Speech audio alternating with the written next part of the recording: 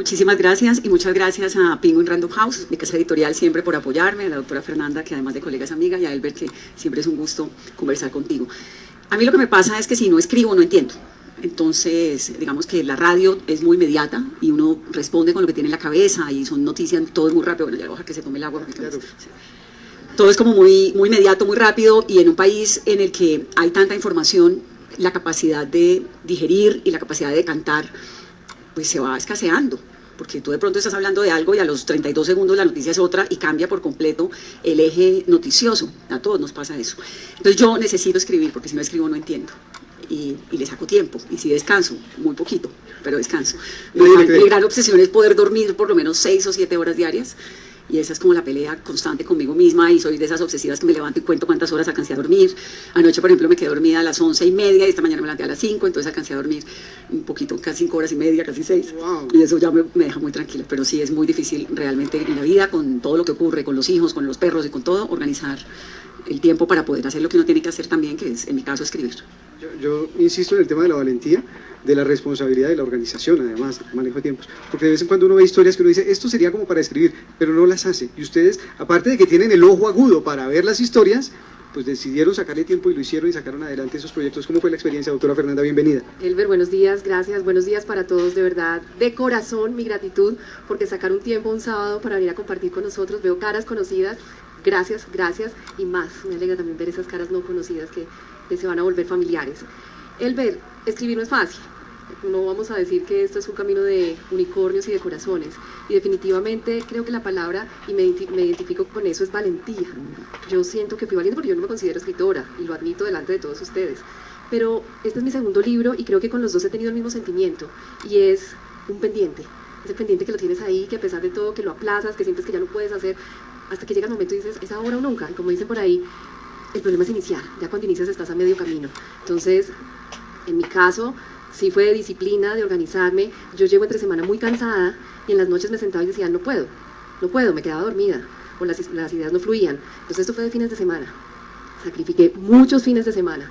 Yo nado muy temprano, yo nado a las 6 de la mañana, salía a las 7, desayunaba y llegaba a mi casa a escribir, con las historias fresquecitas, después de las entrevistas, a escucharlas, y ya uno desarrolla como un olfato para decir, por aquí empiezo, y cuando ya tienes el comienzo, se va dando. Entonces fue de fines de semana. Yo sí les confieso que sacrifiqué muchas reuniones, muchos eventos familiares, encuentros con amigos, pero porque esta era mi prioridad. El primero fue Doctora, ¿qué hago? Doctora, ¿qué hago? Que eran mitos y verdades en salud, que yo sentía, pues empezando, las preguntas que recibía, lo que me preguntaba la gente, yo decía, no, es que esto es de lo que hemos aprendido en el día a día, en nuestras casas, con nuestras familias, que si me arranca una cana me sale otra, que si leo con el bus en el movimiento, no es verdad, no se ha leído mi primer libro. No, la cuchara caliente para el orzuelo, para el orzuelo, exacto, tampoco, lo que sirve es el calor. Entonces yo sentía ese pendiente, entonces hice una recopilación de 250 y los fui escribiendo, fueron procesos muy distintos, ¿sabes? Porque este lo escribí primero, el de los mitos, y cuando ya estaba listo, lo presenté a la editorial. Bienvenido. Pero esto sí fue solamente la idea, entonces empezamos a trabajar como sobre el tiempo, bueno, esto es un proceso largo, no sé, pero a los 6 meses yo ya tenía 10 historias. Me dijeron, eso está redondo, esto está listo, aceleremos. Entonces, pues en esa acelerada, pues obviamente vinieron más sacrificios. A los escritores les preguntan mucho sobre el detonante de la idea. Quisiera que ustedes nos contaran, es obvio, lo escuchamos también en la narración, la doctora, que en efecto es doctora, ella es doctora, pues es cirujana, estudió en la Universidad Militar, y varias de las historias que nos narran en el libro tienen muchísimo que ver con esa, la mayoría de las historias tienen muchísimo que ver con ese centro académico y con su experiencia también, con personas a las que conocía, otras no tanto. Entonces, parece obvio de dónde sale la idea, pero ¿en qué momento? ¿Cuándo es que usted dice, hay que hacer este libro, este es el personaje que le detonó la idea y le dijo, por aquí toca hacerla? Y va para las dos la pregunta. Claro, eso empieza desde un sentimiento muy personal, porque la mayoría de estos personajes que ustedes encuentran en el libro fueron mis compañeros, o fueron mis maestros, fueron mis profesores de medicina. Yo me entrené en el hospital militar, y yo me entrené en una época en la que todavía llegaban los helicópteros al helipuerto del hospital, con soldados mutilados, heridos, y yo veía esa capacidad de reacción de mis profesores, de mis compañeros, y siempre me causaron una tremenda admiración, porque yo veía la destreza, yo veía la habilidad, yo veía la decisión. Entonces empieza con un tema de la estudiante que admira a sus profesores, luego estos profesionales se convierten en mis compañeros, en mis pares, porque cuando nosotros nos graduamos de medicina, tenemos la opción en la Universidad Militar de escalafonarnos, es decir, de vincularnos con la fuerza pública. Yo no lo hice, pero muchos compañeros sí lo hicieron, y yo seguía escuchando sus historias. y es muy particular porque tendemos como a subestimar lo cotidiano, ¿no? Entonces ellos me contaban sus historias con una naturalidad y normalizando cosas como, no, esta mañana nos atacaron con un cilindro bomba, y yo no podía creer esas cosas que me contaban, y siempre me parecían impresionantes, pero se quedaban en el relato, en la reunión de amigos, hasta que un día, y lo tengo clarísimo cuando fue almorzando con uno de ellos, que todavía es militar activo, me contó que recién graduado, él no está en el libro, por ejemplo, siendo teniente médico, llega a una base y los hostiga la guerrilla. Y él tiene que atrincherarse con un suboficial, y el suboficial le dice, si llegan a entrarse los guerrilleros, le pido a mi teniente que sea usted el que me mate. Entonces yo decía, uno como médico no se entrena para esto. No, al contrario, pero tienes que empuñar un arma, porque al final estás en una situación en la que como militar también tienes que asumir otras responsabilidades. En ese momento yo creo que se me dispara ese chip de periodista y digo, esto ya no pueden ser unas historias solo para mí. Tengo la responsabilidad de contárselas al país, además porque sentía que teníamos una deuda de gratitud con ellos, porque creo que los años nos han cegado ante ciertas visiones hacia víctimas y victimarios, pero nos damos cuenta que alrededor tenemos una cantidad de gente maravillosa que está haciendo una tarea impresionante, en este caso por la vida. Y volveremos, por supuesto, con ese tema de la deuda que tenemos como sociedad, en este caso con los médicos. Pero primero escuchemos a Vanessa. ¿Cuál es el elemento disparador que le dice en esta ocasión, hay que sentarse a escribir, Vanessa, porque usted no está haciendo nada, no está trabajando en radio, ni está escribiendo columnas, usted está muy desocupada, entonces hay que escribir un libro? Bueno, antes de eso, a mí me quiero sumar al reconocimiento de la doctora en su libro, porque es que después del COVID, esta opacada tan fuerte frente al servicio sanitario fue muy contundente. Luego el libro es un reconocimiento desde todas las ópticas, no solamente desde la guerra, sino también, digamos, desde el trabajo de lo médico. Y a mí me gustó muchísimo porque yo vengo de familia de médicos. Mi papá era médico, mi hermano es médico, entonces valoro eso. Bueno, Colombia, que es un país muy violento, tuvo realmente una época, durante el proceso de paz de Juan Manuel Santos, tuvo un tiempo en el cual los periodistas, reporteros, pudimos ir a lugares a los que hoy en día es muy difícil ir. Por ejemplo, Cristina Navarro estuvo en estos días en el Plateado, acompañada del ejército, en una situación casi heroica, porque es difícil ir al Catatumbo, ir al Plateado, ir a el Putumayo, ir a Nariño, es decir, a Guapi, a La Tola, todos estos lugares que lamentablemente el mismo Chocó, pues el conflicto y la guerra en este momento en Colombia, que está muy fuerte, ha limitado el acceso de los periodistas a esos lugares. Pero tuvimos una época en la cual pudimos ir, que fue cuando se estaba firmando el acuerdo de paz en Cuba, y comenzaron a poner los ETCRs, que son los espacios territoriales de capacitación y reincorporación, donde llegaron en su momento 13.000 exguerrilleros a vivir mientras se iba implementando el acuerdo de paz. En su momento fueron 34, con el tiempo fueron cambiando.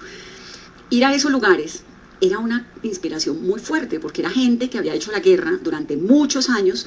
Encontrabas guerrilleros que habían entrado a los 8 años a la guerra y hoy en día en ese momento tenían 20 y pico, siempre como gente muy joven. Entonces yo visité muchos ETCRs, algunos acompañados por la ONU, otros por el ejército, otros por miembros de la sociedad civil.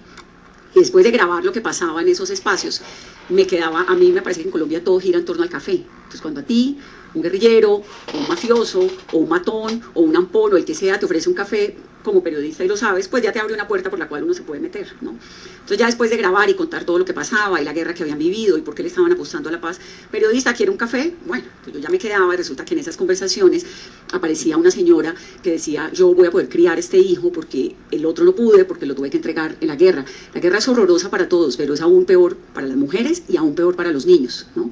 Entonces me empezaban a contar esas historias y a mí el amor siempre me ha dado una curiosidad muy grande, porque el amor es una herramienta para contar tragedias. Por ejemplo, en Ucrania lo que está ocurriendo ahora, esas parejas separadas, cómo logran vencer cualquier tipo de violencia para poder estar juntos, la migración nuestra, esta gente que sale desde países latinoamericanos a buscar al novio o a la novia que es que está por allá trabajando en Houston y se atraviesan la frontera para poder llegar. El amor siempre es una herramienta que lo ha sido en el cine, en la literatura y en el periodismo, en mi caso, para contar atrocidades, y esas historias de amor pues a mí me terminaron inspirando mucho. Y en un momento que fue realmente la respuesta a tu pregunta, el detonante fue cómo le cuento a mis hijas la guerra que yo he cubierto y el dolor tan profundo que ha tenido mi país, pero también con tanta esperanza, para que entiendan por qué la mamá no estaba en algunos momentos en los cuales se supone que tenía que estar. La presentación del colegio, ahora les hacen grado desde primero en el jardín, que la ceremonia de grado, que la ceremonia yo no sé qué, y los colegios y los jardines pues tienen horarios como si todo el mundo fuera diplomático, ¿no? Martes 9 de la mañana, martes 9 de la mañana no puedo ir al colegio, ni lunes a las 8, y nunca he podido. Entonces, pues fue eso, ¿no? Como para contárselos a mis hijas, para que entendieran, pues primero mi versión de la guerra y lo que la mamá estaba haciendo cuando no estaba presente. Lo publiqué cuando ellas estaban muy chiquitas, en el 2019, y ahora que lo leen, ya Raquel, por ejemplo, se lo leyó, yo me siento con una felicidad infinita de saber que realmente valió la pena. Supremamente enriquecedor, por supuesto. Cuando usted dice Cristina Navarro, está hablando de la galardonada Cristina Navarro. De la galardonada Ah, Cristina muy bien, Navarro, hay que es una gran aclarar. reportera. Aclare, por favor. Y habla del amor, y a propósito del amor, qué texto tan hermoso que le hizo Jorge Franco en la presentación, ¿no? Es impresionante, yo siempre he dicho que es lo mejor del libro. El No, prólogo no, de el Jorge libro Franco. completo es buenísimo. No, el prólogo es la locura, porque además yo no había entendido por qué contaba la guerra de Colombia a través del amor hasta que me leí el prólogo de Jorge Franco. El prólogo de Jorge llegó a mi casa como un miércoles y yo leí eso y yo dije, esto no puede ser, este señor, esta capacidad para entender. Yo de verdad, yo no había entendido cuál era mi obsesión con el cuento, y él lo explicó: el amor que nos atraviesa, el amor que nos salva, el amor que termina siendo la razón por la cual hacemos todo lo que hacemos en la vida, el amor que es un gran motor de inspiración, pero también de supervivencia, bueno, todo eso. Y Jorge, le tengo una gratitud infinita, porque además no es que seamos amigos, y yo le digo a la autora, mañana hágame un prólogo del libro, me lo va a hacer porque es amiga mía, pero Jorge Franco nada que ver, es un señor que entrevisté, que he leído toda la vida, que me ha parecido maravilloso, y un día cualquiera le mandé una historia a ver si se la leía, me dijo, mándame la otra, y le fue gustando hasta que decidió hacerme el prólogo. Obviamente después me volví amiga, lo admiro profundamente, pero en su momento, pues no, podría haberme dicho no, entonces le tengo una gratitud muy grande.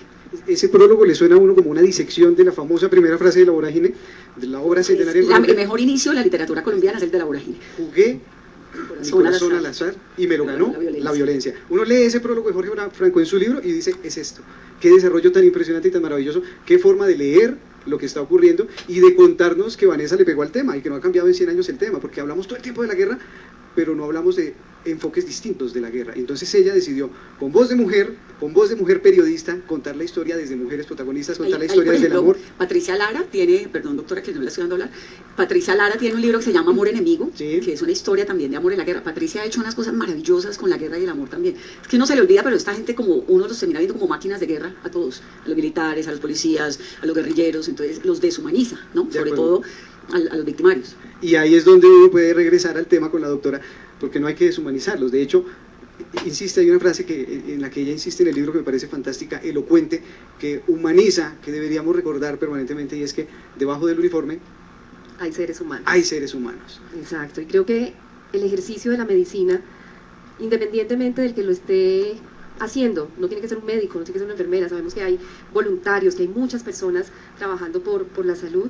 Al final, quien tiene al frente no lo juzgas ni por su religión, ni por su ideología. Al final lo que tienes es a una persona sufriendo, al frente lo que tienes es a un enfermo, y esto es lo que encontré en común con todos ellos. Obviamente esto está en un código de ética, hay códigos de ética médica en guerra, pero seguramente en el papel todo es muy fluido, muy fácil, pero estar ahí en el calor de esa violencia y de esos hechos tan dolorosos confronta a las personas, ¿no?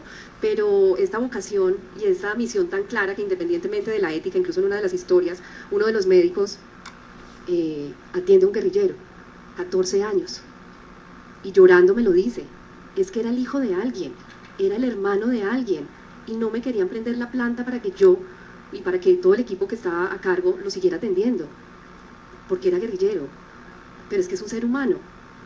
Y al final es eso, y ellos de una manera contundente y clara, para quienes lean el libro, se van a dar cuenta que no somos jueces, somos médicos, y estamos protegiendo una sola cosa, y es la vida. Es decir, lo salvamos, cumplimos con nuestra misión, ya lo entregamos, ya que sea la justicia que entre, pero con el vivo, con el sano y con el bien. Entonces, sí, aquí hay un mensaje muy claro de ese valor y de esa misión. Un mensaje, lo saben quienes leyeron el libro, lo sabrán quienes estén prestos a revisarlo, a leerlo a partir de este momento. Mensaje que está expresado a través de 15 historias. Son 15 personajes, todos valiosos. 15 personajes, pero que no quisimos que fueran ellos como tal los personajes. Incluso en el libro se van a dar cuenta que cada capítulo no tiene un nombre propio, sino que son frases, además porque son frases muy poderosas. Fue muy difícil en algunos escoger, y cuando estábamos armando el libro dijimos no pongamos sus nombres, tienen que ser frases, porque tienen unas frases como: de todos depende construir un país donde nadie tenga que ir a la guerra, debajo del uniforme de seres humanos. De acuerdo, Doc. Y recuerdo también, me hacen pensar mucho ustedes dos, en ese tema de la cachetada que necesitamos constantemente los periodistas, cuando nos quedamos en el mismo enfoque, en el mismo tema, contando todo de la misma manera. Pues aparecen personas como ustedes que trabajan, que conocen el oficio y que están viendo la realidad y dicen: cuidadito, porque se les está olvidando el enfoque de mujer, se les está olvidando contar las historias desde el amor, que hay que contarlas, y se les está olvidando el enfoque de personas tan importantes en este país como los médicos, que no todos se desempeñan exclusivamente en asuntos de conflicto, pero hay una coincidencia en el tema de ustedes y es apenas obvia también. Van al mismo tema, desde el mismo título. Sus libros tienen que ver con la guerra. No nos salimos del tema, lamentablemente, de la guerra, pero encontramos unos enfoques que son de admirar, desde la ejecución, desde la puesta en escena, desde la narración trepidante que nos da Vanessa, desde la forma tan respetuosa del trato a los seres humanos que hace la doc, desde el lenguaje especializado, pero entendible para todos, que hace la doctora. O sea, se preocupa, me parece tan cariñosa la forma como está escrito, porque hasta yo que no tengo ni idea y que le tengo miedo a cualquier jeringa, yo entiendo todo y me lo leo. Y son unas cosas durísimas, doctora, durísimas. Sí, claro, ustedes van a encontrar, la mayoría son médicos militares y uno pensaría que nos están hablando del combate y que las historias son muy parecidas. Y claro, hay rescates en helicóptero, hay caída de un helicóptero, por ejemplo, una mujer, porque además no son solamente hombres, también tenemos mujeres muy valientes, y lo que decía, el rostro del médico militar no es solamente como ese aguerrido, es también una mujer cariñosa, amable. ¿Dora Luz? Dora Luz Fonseca y la doctora Nieto. Tenemos dos mujeres aquí en estas historias. Entonces, se me fue la paloma. De estos personajes son... Sí, exacto, pero entonces yo quería ir, Elber, a decirte primero que cuando yo decidí escribir el libro, era muy difícil escoger los personajes, porque además, sí, la mayoría son médicos militares y están enfrentados a estas situaciones, pero cada uno nos da una visión muy distinta, y fui muy afortunada porque no fue intencional. Entonces uno nos habla de la operación Jaque, otro nos habla porque no solamente son combates, no solamente la guerra, son también los desastres, el terremoto de Haití. Entonces para eso también están ellos diseñados, para apoyar en situaciones de desastre. Frente al COVID, el hospital militar es reserva de la nación, entonces están ahí para responder a esas situaciones. Entonces cada uno nos da una mirada muy grande de todo lo que tiene que hacer un médico militar. Y lo que se los digo, no fue que hice una búsqueda exhaustiva y voy a escoger estos y entrevisto, no, fueron personas cercanas que me abrieron su corazón, esa puertica de esos cajones que a veces tenemos guardados y que no se los abrimos a todo el mundo, y ellos quisieron abrírmelos, fueron generosos y compartir esas memorias que, se los digo, me sorprendió. Algunos ni siquiera las habían compartido con sus familias. Y te voy a decir otra cosa, una de las retroalimentaciones más poderosas que he tenido del libro es que todos hemos sido víctimas de la guerra, y todos, médicos y profesionales, independientemente del ejercicio, han tenido ese contacto con la guerra. Aquí, en ese momento, hay un médico que me escribió, vivía por fuera, y me dijo: doctora Fernanda, tenemos que hablar, trabaja con la industria farmacéutica, y me dijo: yo hice mi rural en Neiva, y en ese momento en el que yo estuve, en esos años, en Colombia secuestraron a más de 150 médicos, y yo pude haber sido uno de ellos, tengo que contar esa historia. Y así he recibido mucha retroalimentación, porque en nuestro servicio rural todos tuvimos contacto con esto. Y como decía usted en el libro, así se ayuda a construir memoria. El problema es que contamos la historia siempre desde el mismo lado, ignoramos otros actores que están ahí inmersos, terceros neutrales dirían, pero se nos olvida darles voz y contar sus historias. Me parece súper relevante, por eso gracias, doctora, por el libro y por compartirnos. Vanessa, ¿quién se le quedó por fuera? ¿Por qué 5 y no 10 o 3 o...? Son 6. ¿Por qué 6? Exacto. Colombia es un país en guerra hace muchos años, verdaderamente. Vamos, aquí no ha habido un solo día desde comienzos del siglo pasado en el cual viviéramos en paz. Es un país atravesado por la guerra. Yo creo que no hay un solo colombiano que no haya sido tocado por la guerra de alguna manera, o porque al vecino le pasó algo, o porque al amigo le pasó algo, o porque lo vio en las noticias, lo escuchó y le impactó. Todos, absolutamente todos los colombianos estamos atravesados por la guerra de alguna manera, con un elemento que es catastrófico, que es el narcotráfico, que obviamente termina arreciando la guerra. Y eso hace que el conflicto armado en Colombia sea tan difícil de resolver, porque es una tierra que malditamente produce coca, de donde sale la cocaína, y es una condición, digamos, y la política no ha logrado manejar esto, y es Colombia, es toda la zona andina, es Ecuador, y Perú sobre todo, pero Colombia es el principal productor de cocaína en el mundo, sin duda, y esto hace que la guerra en Colombia sea mucho más catastrófica. Como sociedad civil, todos tenemos, yo lo creo, la responsabilidad de contar la guerra, de alguna manera. Por eso lo que hace Doris Salcedo es tan importante, por eso lo que está haciendo esta chiquitica que se llama Juliana Ríos, que ahora me tiene privada, que es una guajira, contando como la esperanza, desde la esperanza es tan importante, por eso lo que hace... los artistas colombianos que han contado la guerra desde cualquier óptica es fundamental, los músicos, lo que hace Herencia de Timbiquí, lo que hace Juanes, me parece la locura.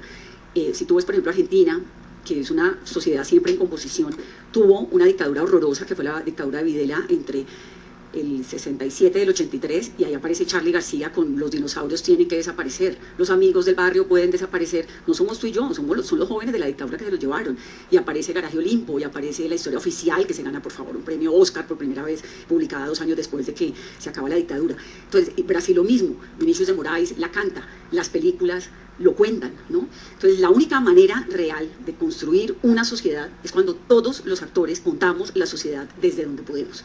En el caso de la autora, desde la medicina, en el caso tuyo y mío, desde el periodismo. Y es eso, yo lo que hice ahí fue encontrarme 6 historias tratando de atravesar cronológicamente, digamos, arranca con Galán y termina con una historia que es como medio pintoresca, que a Jorge Franco le pareció divertidísima, que fue la de la reina esta, porque se mete con Medellín y con la mafia de Medellín y con el policía, uno de los policías cuyo padre mató a Pablo Escobar. Entonces tiene como cierta cronología. Y las historias, pues imagínate, en un momento yo tenía 20 y pico de historias, pero me tocaba seleccionar algunas muy pocas para poder darle como una visión a lo que era el país. Pero lo que tiene Colombia son historias para contar. Y la obligación de nosotros, los periodistas, es contar eso. Pero no solo contarlo, que la gente lo lea, que nos oigan en radio, que nos vean en televisión, que dejen de estar pegados de una cantidad de bobos que dicen locuras y cosas infames en las redes, que a mí me gustan un montón las redes. Yo soy súper de redes, pero creo que el periodismo, pues serio, cuesta, es muy importante en la construcción democrática y que hay una corresponsabilidad en mí como periodista, que la gente se entere de lo que tengo que contar y de lo que es verdad, porque la verdad existe, es hora que se han inventado de que la verdad depende de cada quien, no es cierto, la verdad es la verdad. Y mi obligación es ver cómo soy lo suficientemente creativa para que la audiencia diga, lo que está diciendo esta chica es importante, pero al mismo tiempo, en un mundo como el nuestro, con tanta información falsa y con un reto tan grande como el de la inteligencia artificial, que es como la rueda para la historia de la humanidad, cambia por completo la manera como nos vamos a desarrollar, pues que ustedes también, los receptores, tengan la responsabilidad de saber qué leen, a quién siguen, cuál es la película que ven. El tiempo libre escasea, entonces bueno, si yo tengo una hora, entonces en vez de ver, no sé, una gran bobada, utilizo esa hora para alimentar la cabeza. El gran reto de nuestra generación y sobre todo de la generación que viene es alimentar la cabeza y fomentar el pensamiento crítico, y eso es lo que yo trato de hacer con este libro, con la educación a mis hijas y con mi trabajo diario. Interesante mensaje el de que tenemos la responsabilidad todos, de contarles todos, como sociedad civil, dijo usted. Todos. Los que están aquí sentados tenemos la obligación de saber lo que está bien y lo que está mal, lo que es democracia y lo que no es democracia, lo que atenta con la libertad y lo que no. Lo que está haciendo Donald Trump en Estados Unidos es una absoluta barbaridad, eso se llama xenofobia. Está persiguiendo latinos y acaban de aceptar, de pasar una ley en la Florida para matar, pena de muerte, como si esto realmente fuera el nazismo. Ahora sí uso el nazismo, yo cada vez que uso la palabra nazi me escalofrío y yo veo los políticos nuestros hablando del nazismo y digo, si eso es nazismo, entonces nos toca inventar un nuevo término para lo que realmente fue la Segunda Guerra Mundial. Si eso es un campo de concentración, entonces nos toca un nuevo término para lo que fue Treblinka o lo que fue Auschwitz. Lo que está haciendo Trump en Estados Unidos es muy delicado, porque entonces no, se van para Guantánamo porque son los peores criminales. Mentira, no son ni criminales, ni siquiera tienen expediente, que es del Tren de Aragua. No es cierto. Yo entrevisté en las últimas semanas a 2 chicos familiares, no tienen ningún expediente, me puse a buscar a ver su pasado judicial en Venezuela, no lo tienen. Eso es xenofobia. Y la obligación nuestra como sociedad y como habitantes del mundo, pues es caramba, esto no puede estar pasando. Y en un país como el nuestro, ¿qué es democracia y qué no? ¿Qué es libertad y qué no? Es una corresponsabilidad. Y la obligación como periodistas es verificar y denunciar cuando no, cuando haya lugar. Usted empezó a darme ejemplos de Argentina y creí que se me iba a ir para otro lado. Habló de la dictadura y de Charly García, y no sé qué. Yo dije, cuento 3 para que hable de Adriana Varela, de la Milonga de los Arroyos, de todo esto, porque ella es súper musical, como quedó demostrado. Y en efecto, los músicos, pues también desde la música denuncian. Los doctores, pues desde su oficio también han hecho cosas valiosas. Y no sé, estamos llenos, se me ocurre, la narración de la Revolución Mexicana comienza con Mariano Zuela, que era un médico y que hace una obra maravillosa que se llama Los de Abajo, y a partir de ahí México se entera de cómo se vive la historia narrada por un médico que estaba trabajando, ejerciendo la medicina al lado de las tropas de Pancho Villa en contra del porfiriato y demás. Es valioso lo que hacen, pero es valiosísimo también cuando lo cuentan. Esto es poner un granito de arena, porque definitivamente son apenas 15 historias de los miles. Vanessa lo acaba de decir claramente, llevamos décadas de guerra que nos han, yo creo que es un mecanismo de defensa normal, que nos han anestesiado un poco frente a esa realidad tan dura y que precisamente nos dejan esos relatos de víctimas y victimarios y nos cierra la mirada hacia estos otros protagonistas tan importantes. Entonces yo creo que, yo siempre he dicho que es una apuesta por salvarlos del olvido y que ojalá esto dé pie a muchas personas para seguir aportando y rescatando esas memorias. Ellos se sorprendían y me decían, muchos tuvimos la idea de recopilar nuestras historias, pero jamás lo hicimos, y han pasado los años y jamás lo hicimos, y fue una mujer la que se atrevió a hacerlo, una de nuestras estudiantes, de nuestras alumnas, y se sentían muy honrados de que hubiera pasado. Entonces, sí, es una apuesta por salvarlos del olvido, que yo creo que eso es una de las tareas y una de las misiones que tiene la literatura, pero también de buscar esa empatía, y lo he sentido, porque la gente dice, yo no tenía ni idea, primero, que existían estos médicos, 2, que hacían o que hacen lo que hacen. Hoy cada vez quedan menos médicos militares, por muchas razones, pero pero también he encontrado que ha llevado inspiración y de las nuevas generaciones. Me han escrito, por ejemplo, estudiantes de medicina que me dicen, quiero ser médico militar. Yo quisiera que no hubiera necesidad de más médicos militares. Y como digo en la línea final del libro, estas historias son eternas, espero que la guerra no, y que se queden solo ahí, en memorias. Ojalá que nadie más tenga que vivirlo, pero estamos en un momento muy difícil y creo que estas historias llegan como para recordarnos y sacudirnos a esta realidad que creemos que por estar en Bogotá, por estar en nuestros apartamentos, es ajena a nosotros y no podemos seguir siendo indiferentes a una realidad que definitivamente sí nos toca. Permítame hacerle pregunta doble ahora que usted toca el tema. Por un lado, para que haga el homenaje completo a su facultad, usted nos dice son 2.000 cirujanos en 4 décadas. Sí, señor, pero solamente de la Universidad Militar, de no todos escalafonados, pero que salimos, por ejemplo, con un rango de reserva y que tenemos ese vínculo, digamos, que más cercano con las fuerzas militares. Pero cualquier médico, cualquier profesional de la salud, cualquier profesional puede vincularse. Entonces hay médicos militares que no son de la Universidad Militar, por ejemplo. Entonces cualquier profesional puede hacer parte, para todos ellos, para los voluntarios. Por eso les decía, hay 15, pero que ojalá a través de ellos los protagonistas sean la valentía, el sacrificio, el amor por este país, porque es que ustedes no saben el amor por este país de esta gente. Miren, todos coinciden. Había preguntas que eran como obligatorias para todos. Cuando yo les digo, a pesar de los dolores, porque hay dolores físicos, hay dolores emocionales, hay dolores familiares, ellos tuvieron que sacrificar muchísimo de sus familias. Ellos durante la retoma del Caguán tuvieron que irse 1, 2 meses, varias veces al año a vivir a esta zona triangulada donde ellos estaban. Era Tres Esquinas, San Vicente del Caguán o San José del Guaviare. Cumpleaños, hospitalizaciones, aniversarios, Navidad, Año Nuevo, lejos, ¿por qué? Por ese amor a la patria y por decir quiero poner un granito de arena. Entonces, es ese reconocimiento a tantos, a través de ellos, a tantos que hoy siguen sacrificando y que están allá poniendo ese granito de arena por salvar y por proteger la vida. Y ahí viene la segunda parte de la pregunta. Usted dice Tres Esquinas, San Vicente y San José del Guaviare, pero ya los desmontaron. Después del proceso de paz en 2016, de hecho usted lo relata en el libro, dice desmontaron ese grupo especializado, aerotransportado, que se encargaba de esa atención de urgencia, de emergencia, con personal médico capacitado. Hoy, fue en 2016, casi 10 años, 9 años después, ¿usted qué reflexión hace sobre el tema? Por la situación que estamos viviendo y creo que por las imágenes que absolutamente todos estamos viendo en las noticias, donde estamos viendo que se están recrudeciendo los combates, que estamos viendo nuevamente heridos, que estamos viendo nuevamente estos ataques, la tropa está sola. Los médicos militares, exacto, no están ahí con ellos, estos equipos dejaron de existir. Les explico rápidamente, la idea es que con la retoma del Caguán se adivinaba, es decir, se sabía que iba a venir un aumento muy grande de los heridos. Entonces, así como había un plan militar, debían tener un plan médico.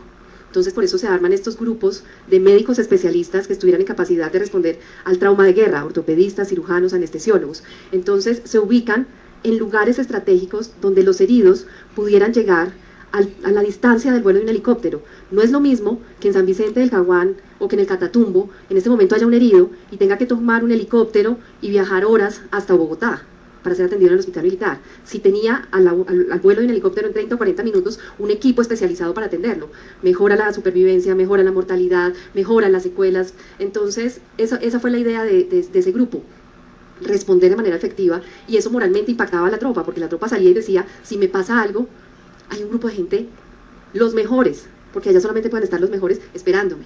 Entonces eso también tuvo un impacto en la moral. Hoy ya eso no existe. Entonces muchas veces deben ser remitidos a hospitales locales, hospitales públicos de las zonas más cercanas. Entonces probablemente hay una falla grandísima. Vuelve y juega. No queremos que vuelvan a existir, queremos que eso quede solamente en historias, pero infortunadamente la realidad nos está marcando otra cosa. Son temas que no podemos olvidar, como no podemos olvidar la historia de Fabiola Hernández y Libardo Durán, Vanessa, porque uno, como usted también lo reseña en el libro, uno ha escuchado que hubo una toma al Palacio perpetrada por el M-19, en ese entonces guerrilla, y uno ha escuchado que murieron algunos magistrados y se equivoca en la cifra de cuántos murieron y demás, y recuerda, por ejemplo, al presidente de la Corte, valiente presidente de la Corte, el doctor Reyes Echandía. Pero también hay otras historias que aún así no son tan conocidas, como la de este señor, el escolta, dolorosísima historia. ¿Por qué no nos recuerda usted un poco sobre ese tema y sobre por qué terminó en su libro? Esa historia resume todo lo que está mal en Colombia. Esa historia llegó a mí porque yo tenía un programa en Blue Radio y llega Juan David Laverde, que además es del Espectador, que por cierto acaba de lanzar un podcast maravilloso con María Elvira Samper sobre la historia del ELN, y es buenísimo. Yo es que oigo podcast para dormirme, entonces lo oigo y medianoche me levanto toda nerviosa, entonces le dije, no lo puedo ver de noche porque no me está dejando dormir. Después del capítulo 5 se vuelve violento, pero es muy bueno porque le refresca a uno la historia de Colombia. Entonces Laverde llegó un día con esa historia porque salió en El Espectador en una cosa chiquitita y me dijo, párele bolas a esto. Y yo empecé a seguir la historia, conocí a la señora, fui al CTI, la fiscalía, no sé qué, y la conté. La historia resume todo lo que está mal en Colombia por varias cosas. Primero, pues la toma del Palacio de Justicia por parte del M-19 en 1985. Segundo, la ministra de Comunicaciones del momento censurando la comunicación. Pongan un partido que nadie se dé cuenta de lo que está ocurriendo, cuando era uno de los episodios más dolorosos de la historia de Colombia. Entonces, el exceso de poder. Tercero, pues estos magistrados llamando a pedir ayuda, los matan, algunos queman el palacio y entran los desaparecidos del Palacio de Justicia, que es una historia inconclusa que todavía no nos han contado. Pero además de eso, la inoperancia del Estado para contarle a la gente qué fue lo que ocurrió después de tantos años. Un presidente que murió ahí, todo el mundo aplaudiéndolo, y resulta que el presidente fue un irresponsable que nunca nos contó realmente qué fue lo que ocurrió. Si perdió el poder, si es que los militares estuvieron gobernando, si es que fue un golpe de Estado, qué ocurrió. Ay no, tan divino el presidente que se quedó callado el resto de la vida. No, divino no, un irresponsable. Betancourt fue un irresponsable con la historia de Colombia. Luego entonces, el cuerpo de los desaparecidos. Esta mujer durante 30 años lloró en una tumba a su marido y resulta que esa tumba, 30 años, es que no son 5 ni 20, 30. La llaman y le dicen, óigame, ahí no está enterrado su marido, sino que parece que son unos guerrilleros. ¿Cómo así? Entonces yo llevo 30 años haciendo un luto en el sepulcro que no es. Pues sí. Y entonces, ¿dónde está mi marido? No, pues estamos en esas. Todo mal. Es decir, ese capítulo que tiene, no sé, 20 páginas, cuenta todo mal de la historia de Colombia, todo. Y ella, obviamente, luego logra que le entreguen los restos de su marido, Fabiola, que andaba con una muela en la cartera, un molar del señor, y cada vez que yo la entrevistaba me decía, yo tengo el molar aquí, ¿quiere que se lo muestre? Y yo le decía, no es necesario, no, con que me cuente está bien, yo le creo, tranquilo. Y ella andaba con su molar, porque la gente necesita hacer duelos, eso es lo otro. Colombia, el drama de los desaparecidos es que es una brecha que se queda abierta emocionalmente. Usted no sabe dónde está la persona, usted no sabe en qué condiciones se murió, usted no sabe ni siquiera si se murió, si está en el río, si está en la Comuna 13. Entonces, por eso la obsesión de contar los desaparecidos de Colombia es tan importante. Y que no se pueda contar es una falencia del Estado colombiano. Entonces, en ese capítulo está resumido todo eso, todo lo grave que puede pasar en un país como el nuestro. Y luego el amor, cómo logra salvar, porque cuando ella finalmente le entregan los restos de su marido, muerto 30 años atrás, y logra cerrar ese capítulo tan doloroso, pues vuelve a florecer. Entonces, por ejemplo, en la presentación del libro, Fabiola era con la boca roja, ya hoy en día es una mujer sota, muy preciosa, yo no la veo hace un rato, pero la recuerdo con mucho cariño y mucha generosidad porque me permitió contar su historia. Pero el capítulo de la historia es que Colombia es un país muy dolido, por donde uno lo vea, es muy dolido. O sea, esta vaina de que no sabemos cuántos desaparecidos hay, que dónde están, que si están en el río, que si están en la Comuna 13, que están en dónde, esa obsesión. Yo soy una gran defensora de la JEP por eso, por la búsqueda de los desaparecidos, porque es que usted necesita, en Occidente, el rito de la muerte es muy importante, porque usted necesita cerrar, sepulcrar y saber que ahí murió la persona que usted amaba. Es un rito que lo tenemos los occidentales en el ADN.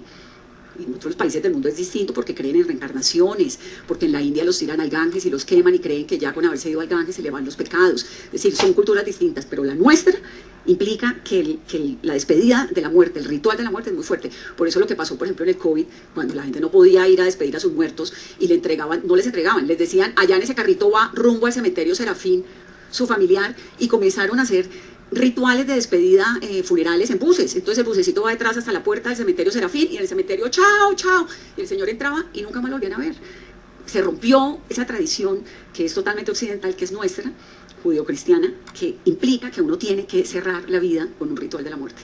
En ese capítulo cuenta todo, es decir, es desgarrador por todo lo que está mal, dice usted. Todo lo que está mal. Oiga, que mire, saludos le mandó la doctora Noemí Sanín, que no me voy a llamarla. No, me parece que es una mujer que fue muy responsable en su momento y que hizo una barbaridad, censuró la comunicación y ojalá ella, pues con el tiempo haya reflexionado sobre el gran error. Yo creo que sí, porque es una mujer que de todas formas es inteligentísima, pero eso fue una locura. Censuró la comunicación, censuró la prensa, eso se llama censura aquí y en cualquier lugar del mundo.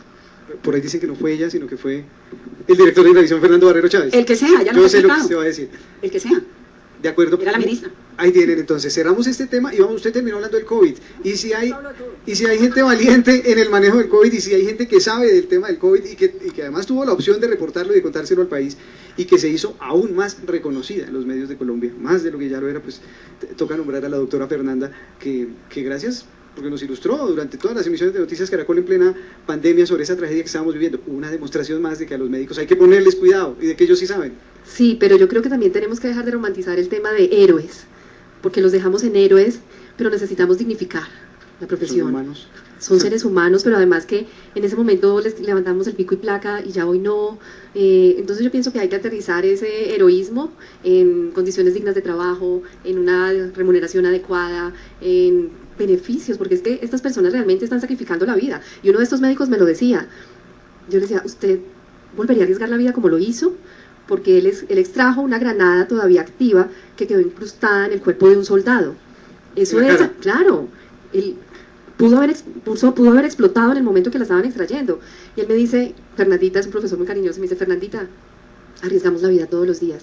La gente no sabe, pero cuando uno entra a un quirófano y está operando a un paciente, por ejemplo, con una infección muy grave, uno está exponiendo la vida, realmente estamos exponiendo la vida todos los días. Y bueno, el COVID es un capítulo que no queremos recordar por todo lo que pasó, por tanto sufrimiento, pero que pasó, en el que sufrimos, en el que aprendimos, en el que hubo mucho miedo, en el que hubo mucha incertidumbre, y que ya han pasado 5 años. No sé si somos conscientes, pero el próximo 11 de marzo cumplimos 5 años de la declaración de la pandemia.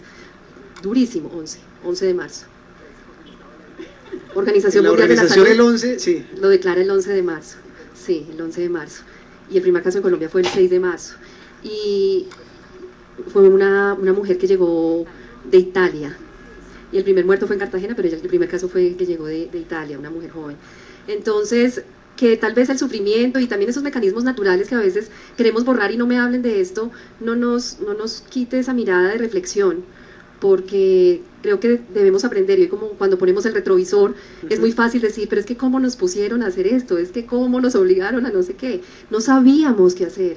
Creo que lo hicimos desde los pocos hechos, desde lo que íbamos aprendiendo, cómo la información se iba modificando todos los días. Y yo les voy a hacer una confesión, los periodistas jugamos muchos roles, y por ejemplo en ese momento al menos jugábamos 2 roles, y era, yo tenía que pararme, como la doctora Fernanda, a transmitir tranquilidad con la poca información que teníamos, o a traducir un lenguaje que era muy complejo, porque salía un ministro de salud al mediodía, a decir, entramos en fase de mitigación, sí. Y uno en la casa, ¿eso qué quiere decir? Mastíqueme eso, me lavo las manos o ya no me las lavo, ¿cierto? Entonces claro, yo tenía que tomar aire y pararme a las 12:30 y decirles, mitigación quiere decir que usted sigue haciendo lo mismo. Wow. Sí, lavándose las manos, usando el tapabocas, pero yo salía y lloraba mucho, y eso muy pocas personas lo saben. Yo lloraba mucho porque entonces yo salía del aire, yo me despertaba por la mañana y tenía 50 mensajes de personas diciéndome, se está muriendo mi mamá, ayúdeme a conseguir una UCI, los médicos de distintas ciudades, ayúdenos, se nos va a empezar a morir la gente en la calle. Y tener además, que pararse frente a la cámara. Y tener que pararme tranquila, porque yo no los voy a angustiar más, porque si algo debíamos mantener, y siempre debemos mantener, es la calma, independiente de la situación, para tener mayor claridad. Entonces, nada, podemos escribir otro libro sobre el COVID. Yo me imagino que ya debe estar. Doc, y una última sobre el tema, ¿aprendimos algo? 5 años después, ¿usted qué evaluación hace? Sí, yo sé que nos hemos dado duro diciendo, es que no aprendimos, salimos más agresivos, la gente le estornuda a uno en la cara, se sale con gripe y no se queda en la casa, se montan en el ascensor y no se pone el tapabocas. Sí, seguramente, en pandemia 9 de cada 10 aplicaba las medidas, hoy sabemos que más o menos 4 de cada 10 las están aplicando, es decir, probablemente desaprendimos muchas cosas, pero si lo comparamos con la pandemia de 1918, probablemente estamos mejor. Pero yo creo que aprendimos porque lo vivimos de una u otra forma, y lo que te digo, queramos o no, pasó y puede volver a pasar. Entonces debemos prepararnos, y creo que todos esos errores y también todos los aciertos los debemos capitalizar para lo que viene. Perfecto, colegas queridas, quiero decirles que este auditorio selecto tiene preguntas para ustedes, que nos dijeron que quieren formularle algunos interrogantes. Entonces estamos invitando, a partir de este momento hay un micrófono que comenzará a moverse por acá, por el auditorio, y pues les invito a ustedes a que por favor contesten las preguntas de sus lectores y lectoras. No solo las ven en televisión y las escuchan en la radio, sino que las leen también. Bueno, estoy absolutamente feliz de verlas hoy. Prometo ponerme al día con las historias, no las conozco todas, pero sé de todo lo que ustedes hacen en los medios. Ya que las tenemos aquí, ¿por qué no nos cuentan en qué están trabajando para su próximo libro? ¿Cuál es la sorpresa que vamos a tener? Y si va a ser pronto, para la Feria del Libro o algo. Bueno, el mío es recién nacido, me toca esperar que crezca un poquito. Todavía tenemos fecha para esta Feria del Libro, nosotros lanzamos apenas en noviembre del año pasado, y por supuesto, siempre tengo uno pendiente. Cuando escribí el primero y tenía este pendiente, que este lo iba a escribir precisamente antes de la pandemia, pero obviamente la pandemia nos obligó a aplazar todo lo que teníamos planeado. Entonces ya después, el año antepasado dije, ya es ahora, o se me siguen pasando los años. Sí tengo pendientes, tengo una idea en el tintero y se las comparto. Quiero escribir sobre salud mental. porque tenemos una necesidad inmensa, pero además un desconocimiento inmenso. Y hay muchas personas que están sufriendo muchísimo, en silencio, por desconocimiento, y vuelve y juega. Aquí jugamos un papel muy importante absolutamente todos, como amigos, como familiares, como colegas. Si yo estoy mejor informado y sé cómo actuar y sé qué hacer, pero también sé qué no hacer, seguramente muchas personas van a dejar de sufrir. Entonces, vamos a ver, pero con calma. Yo también estoy escribiendo, hace 3 años empecé a escribir un libro que no he podido terminar, y ahí le agradezco un montón a Penguin Random House que cada año me renuevan el contrato y me dan un poquito más de tiempo. Porque el año pasado para mí fue muy difícil, fue un año de cambios, me divorcié después de 13 años de casada y todo eso tiene unas implicaciones en la familia, en la casa, en el trabajo, etc. El tema laboral, pues la verdad es que ha sido muy complejo, o sea, el país nuestro es agotador, yo no sé si a ti te parece, pero el Daily News, las noticias diarias, yo estoy al aire de 6 a 12 del día, todos los días, y eso es muy, te coapta mucho, ¿no? Entonces no he podido, y tengo la disciplina de los fines de semana, pero tengo 2 hijas preadolescentes y un perro, 3. Entonces, sí, escribo digamos que el año pasado no fui tan productiva intelectualmente en escritura. Este año comencé muy juiciosa y espero tenerlo listo a finales de año. Antes de ir con la siguiente pregunta del auditorio, perdónenme, cortito, ¿cuál es el método? Hay escritores que dicen 35 líneas al día para no perderla. Hay otros que dicen yo me soplo el capítulo de una. Hay otros que dicen yo espero Bueno, García Márquez un día salió con el cuento de que iba para Acapulco en el carro con la familia y ¡pum! Le apareció revelada 100 años de soledad completica de principio a fin. Juan Gabriel Vázquez dice, pero pura carreta, por Dios. ¿Cómo le hacen ustedes? Método. Eso es dificilísimo. Yo trato de escribir una página todos los días de mi vida, de lo que sea. Una página al día, pero de lo que sea. Entonces, y leo todo el día revistas y periódicos y noticias. Lo que pasa es que ahorita estoy muy obsesionada con lo de Trump, y yo soy muy obsesiva, entonces estoy requete obsesionada con lo de la xenofobia, de verdad. Entonces eso me impide, de alguna manera, concentrarme en lo que estoy escribiendo, que es otro tema muy distinto. Pero yo escribo una página diaria de lo que sea. La de hoy ya la escribí, y trato pues de meterlo como en el libro, si me combina, si no, pues no. Escribo los fines de semana muy juiciosa, en las mañanas, los sábados, y los domingos casi todo el día, y entre semana trato, pero me pasa lo que le pasa a la doctora, que a las 8 de la noche estoy agotada, y ya he vuelto loco todo el país, y he dado lora, y tengo unos productores divinos que les escribo desde las 4 de la mañana, entonces ya caigo cansada y ya no friego, pero escribo muy a deshoras, a las 3 de la mañana, es decir, a cualquier hora del día. Trato de tener disciplina de una página al día. Si no escribo una página al día, no puedo estar tranquila. Yo conozco una doctora que hace sugerencias buenísimas para las personas que no duermen como debieran dormir. Luego me la presento. Bueno, me llevo otra idea, podemos hacer un libro sobre el sueño. Ah, sí, claro que sí. Mi método es el no método, ojalá tuviera uno esas apariciones maravillosas, pero no, pues yo escribo todos los días, pero es muy distinto lo que uno escribe para televisión que lo que se escribe en prosa, ¿no? Y por eso también este ejercicio para mí fue tan difícil, porque es totalmente diferente. Para mí fue como tratar de completar la idea. Entonces, no sé, yo digo que es instinto, pero no es instinto, es experiencia. Cuando uno está entrevistando a alguien, uno este es el SOT, esta es la respuesta que necesito, o esta es la noticia, ¿cierto? Entonces yo cogía esas frases, tengo por dónde empezar, y a veces tenía al final. Yo decía, esa es la frase del final. Y me pasó, por ejemplo, con uno de los médicos. Lo primero que me dijo cuando nos sentamos a hablar fue, yo nací el día del ejército. Y yo dije, ya, tengo el final. No me preguntes por qué, Pero entonces era como estructurar. El método fue hacer entrevistas, yo las grabé, luego las volví a escuchar, pero tomo notas. Para mí tomar notas es súper importante. Entonces también creo que eso me funcionó, pero no te puedo decir es que sí, tengo la iluminación a las 12 del día. Cada quien lo hace, sí.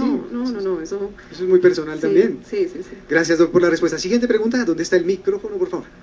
Muy buenos días, gracias Vanessa, muchísimas gracias por esa presentación, doctora Fernanda. Primero que todo quiero invitarlas a la 8ª Feria Latinoamericana del Libro que se realiza en Cartagena del 22 al 26 de julio. Mi nombre es Walter Caicedo, soy el director y vine de Cartagena a escucharlos. Y podemos ir todos. Del 22 al 26 de julio, Cartagena. Allá estamos, y tenemos muchos testigos. 8ª Feria Latinoamericana del Libro. Y la pregunta es para las dos, ¿qué tanto le aporta la lectura y la escritura a la salud mental, ahora que toca ese tema tan importante, doctora? Entonces les haremos llegar la invitación y nos dicen por dónde la hacemos llegar. Muchísimas gracias. Bueno, pues la lectura para mí, en este caso, por ejemplo, nos permite abrir la mente, vivir otras vidas, tener empatía. Entonces es un elemento esencial para nuestra salud mental. Además que debe ser parte de esos hábitos que nos desconectan de la rutina diaria.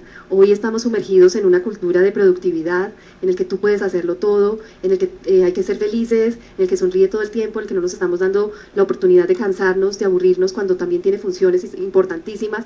Entonces, creo que la lectura nos salva y nos permite ponernos en los zapatos de otros. Entonces, ojalá fuera un hábito que cultiváramos muchísimo más. A mí me emociona y me llena de esperanza ver a las nuevas generaciones y verlas leyendo y verlas con sus libros de papel. A mí eso, ver un joven leyendo me llena de mucha ilusión. Entonces yo creo que es un hábito esencial y está demostrado definitivamente que favorece nuestra salud mental. Yo creo 3 cosas. Lo primero es que leer, tú no estás leyendo el libro de Tora ni el mío, estás leyendo el mundo.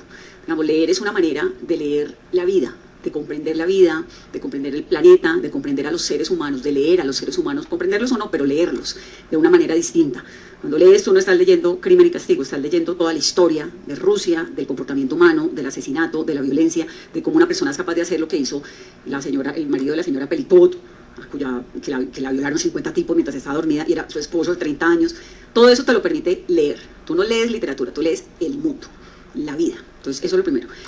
Lo segundo, y me tocó anotarlo para que no se me olvidara, es que te da una disciplina que yo creo que es muy importante, porque la gente, no importa cuán inteligente seas, si no tienes disciplina, no tienes unos horarios y unos tiempos establecidos, y lo aplico, digamos, en el caso de mis hijas. En mi casa hay una regla: usted tiene que leerse un libro a la semana y punto. Entonces hay una que se lo lee en 2 días y los otros 5 dice, yo ya puedo ver televisión todo el día y TikTok, porque es que yo ya me leí el libro de la semana. Y el libro de la semana es una vaina de 500 páginas y yo me quedo impresionada. Ayer le dije a Raquel, ¿qué pasó con el libro del domingo? Porque íbamos para almorzar, les dije, ¿por qué no vamos y compramos un saquito que andan así todas mal vestidas?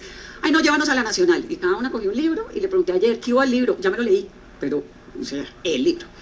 Entonces, eso para mí es disciplina. Y lo tercero es que yo, como no creo en nada que no vea y que no toque, yo no medito, yo no hago yoga, yo ni siquiera voy al gimnasio, me monto una bicicleta y un ratico, y me fascinaría. Yo admiro a esa gente que le crea un montón a los dioses y que medita, y que todo eso me produce una profunda envidia, porque como no lo tengo, entonces mi manera de calmarme pues es leyendo. Entonces para mí es como una meditación. Realmente me siento y me voy. Y yo creo que, supongo, doctora, que funciona como un ejercicio de meditación para la salud mental, ¿no? Claro, porque estás concentrado en una sola actividad y además estás metido en otra vida, lo que les decía, la empatía, de ponernos en los zapatos de otro, de vivir otras vidas, de vivir otras experiencias, e incluso de encontrar nuestras propias historias en otros, ¿no? También. A mí me ha eso tiene funcionado. mucho valor, Entonces, no eso sé, tiene mucho valor, como no soy el único. Bueno, pues ahí el caso de estudio en el próximo libro que... Ahí sale otro libro también. Muchas gracias a las dos. Siguiente pregunta, por favor. Vale, muchas gracias.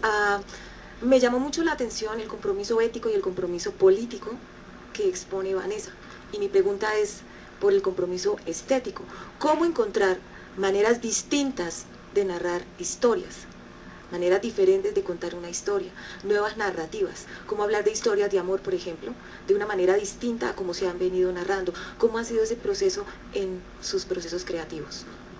Yo creo que los periodistas tenemos una gran fortuna y una gran tragedia. Sabemos de todo y no sabemos nada, ¿no? Entonces hay una obligación como periodistas que es aprender de todo.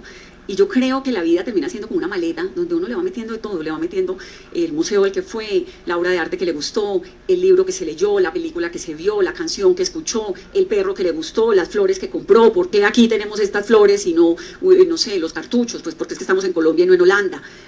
¿Por qué la autora escribe un libro sobre los médicos? Pues porque ella es médica y no lo escribe, no sé, sobre los extraterrestres. Pues porque seguramente si uno crece en un país como Dinamarca, donde no hay guerra todos los días, pues tienen a nada más y nada menos que a Rusia mirándolos así de frente, pero no se están dando bala por dentro, la inspiración es distinta, ¿no? Entonces, sí, realmente creo que es como un tema de agarrarse de todo lo que uno tiene en la vida.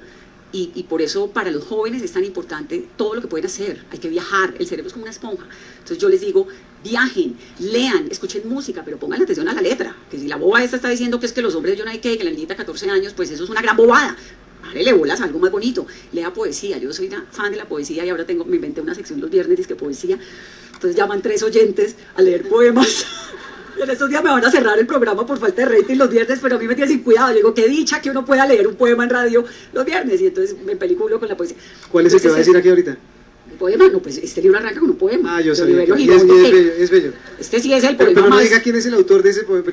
Oliverio Girondo, no lo voy a leer porque es larguísimo, pero es el poema 12 y es la locura de poema, pero la locura. Entonces es eso, es meterle toda la vida, es leer, hay que leer periódicos, hay que leer revistas, hay que ir a museos. Yo doy lora con los museos, pero es verdad, o sea, uno va a estas exposiciones de San Felipe. Ahorita la exposición que hay en el Museo Santa Clara de Bogotá es, pero magna. Uno dice, wow, ¿qué tal este montaje? y ya, yo viajo un montón, pero mira, yo voy, la semana pasada fui a Cartagena al Hey Festival, antepasada, y antes de irme que obviamente me voy a bailar a Habana y a tomar vino y a tomar mojito Varadero, antes de hacer eso, me meto al Museo Grau a ver qué tienen, entonces ahí tienen una exposición que está bastante bonita. Entonces es eso, es meterle cosas a la cabeza que le fomenten a uno la creatividad, porque la creatividad es como un músculo del cuerpo, si tú no la fomentas, se te atrofia, entonces tienes que todo el tiempo estar fomentando la creatividad para que la creatividad funcione. Doctora, por favor.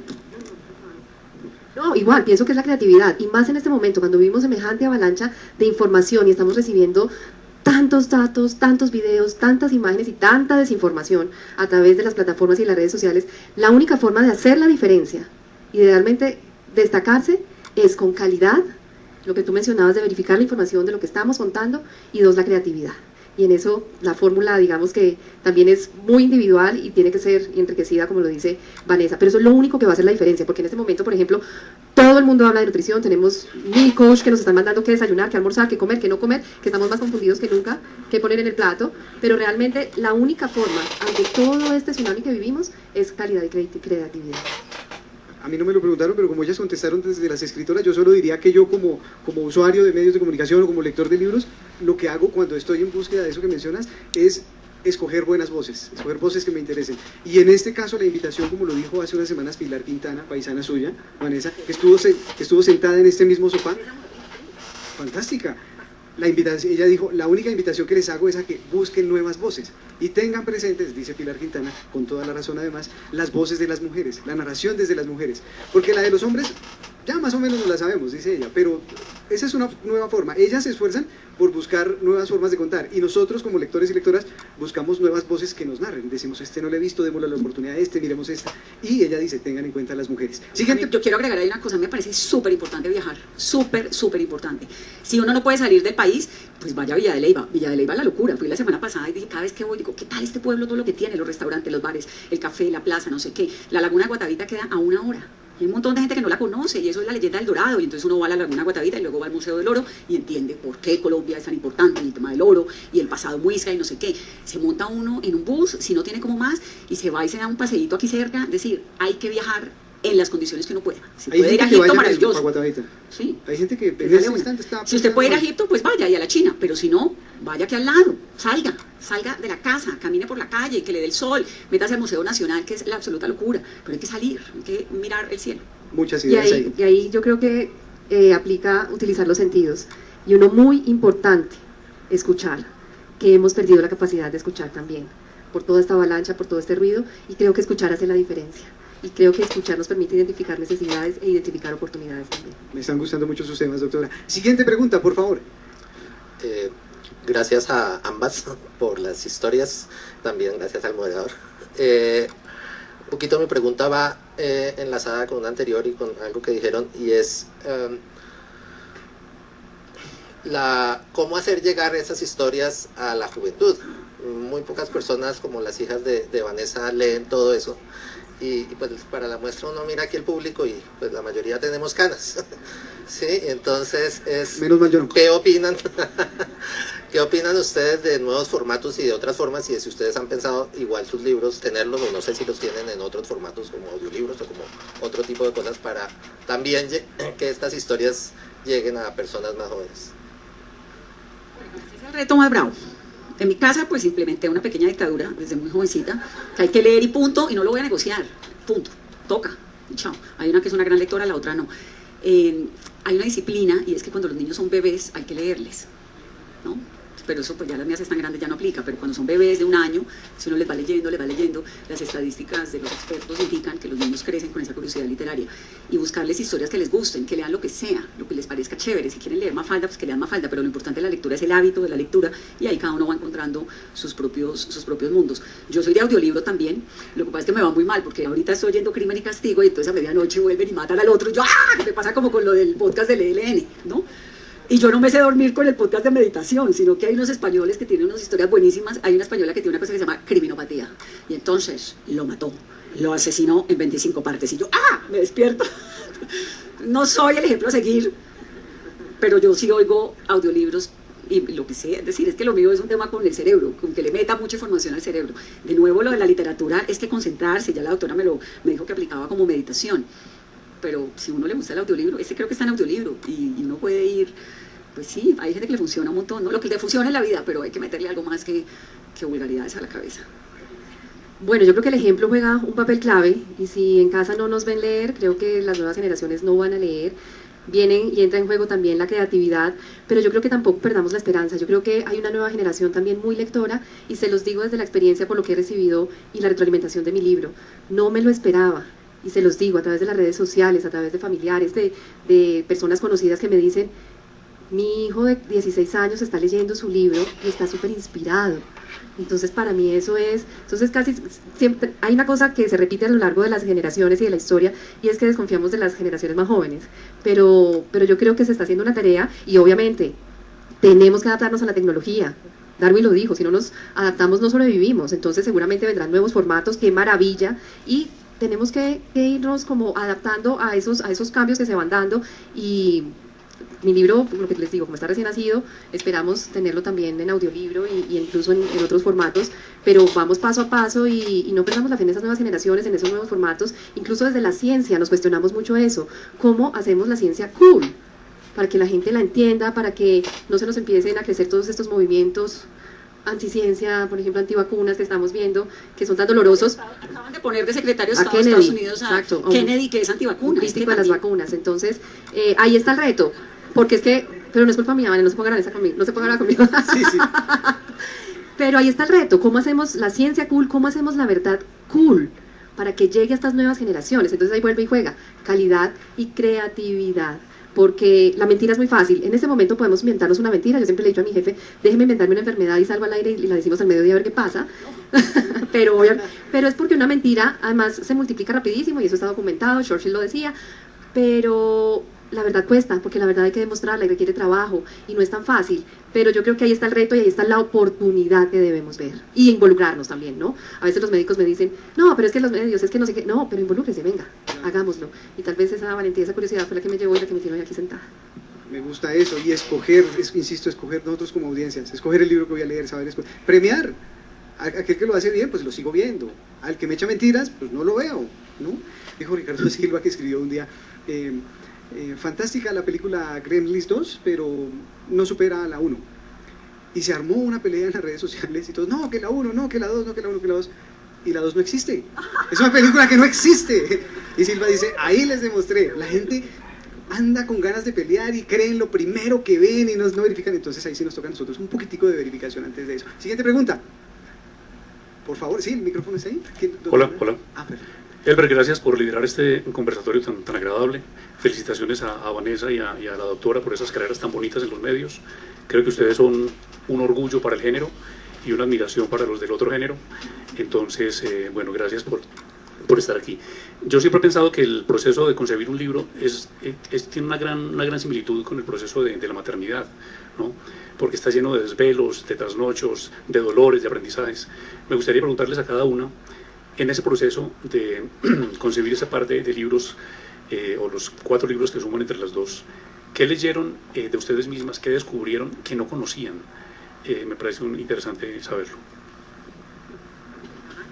No, digamos, a mí la condición humana siempre para mí es un interrogante muy grande.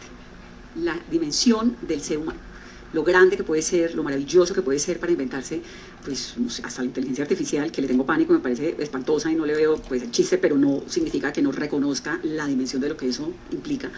Hasta para hacer lo que hizo el marido de la señora Pellicot, qué pena, pero es que la revista Time la acaba de nombrar esta mañana como la mujer del año, que le debieron dar el puesto del personaje del año, pero ya que no se lo dieron, pues el de Consolación es la mujer del año. Entonces, como me leí otra vez toda la historia esta mañana, quedé medio obsesionada.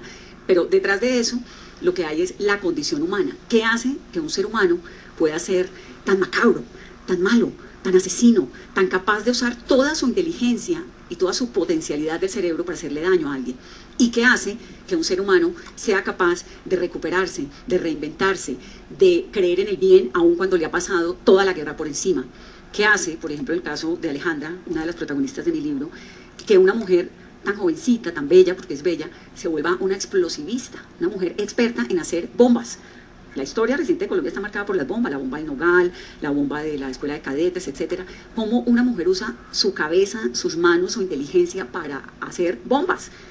Y cómo un día decide que lo que quiere hacer es amar a otro tipo y lo convence de que no, mi amor, vámonos de esta vaina, que aquí todo el mundo va a salir muerto, yo lo que quiero es vivir contigo.